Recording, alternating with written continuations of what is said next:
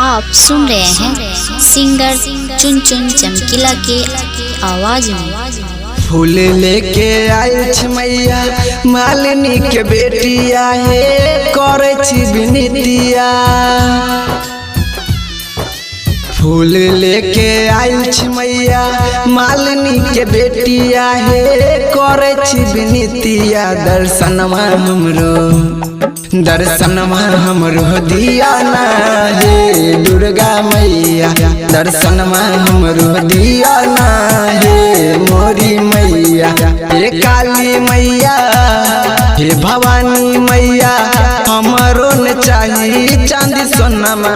हे काली मैया हमरो न चाहिए चांदी सोनमा। दर्शनमा हमरो दिया ना हे देवी मैया। दर्शनमा हमरो दिया ना हे देवी मैया। डीजे सावी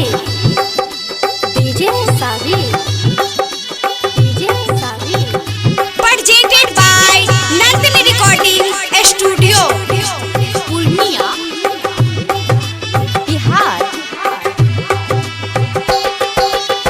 निमिया के डरिया हे मैया झूलावा झूलेबो कोइरी देबो सोरो हो सिंगार गे।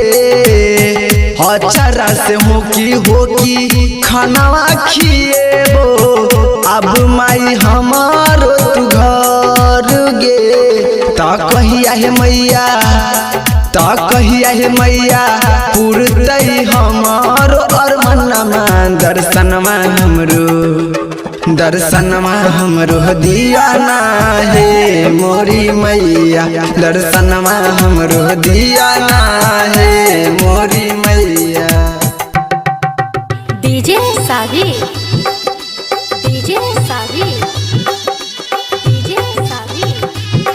presented by Nandini Recording Studio, Purnia Bihar. Rohit Premi मैया तोरा पुकारे सुनिले हमारो पुकार गे। घेरल छी विपत से मैया सुना लगैया हमरा ई संसार गे। की राइटर